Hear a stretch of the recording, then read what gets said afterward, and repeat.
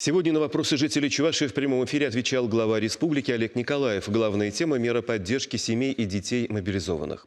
За трансляцией можно было наблюдать в социальной сети ВКонтакте в группе «Чувашская республика». Все семьи, которых коснулась специальная военная операция, по словам Олега Николаева, находятся под пристальным вниманием. На каждую создан социальный паспорт, в нем учитываются все нюансы – материальное положение, возраст детей, их здоровье.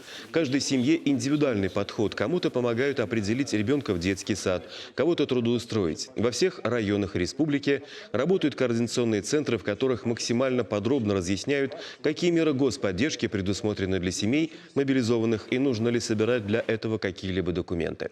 Как правило, в большинстве случаев дополнительные справки подавать не требуется. Это касается бесплатных горячих обедов в школе, посещения детских садов и ряда других льгот.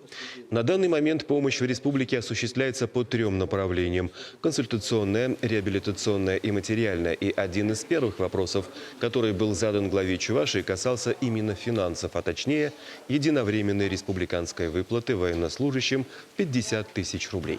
Эти деньги, по словам обратившихся на прямую линию, получили еще не все.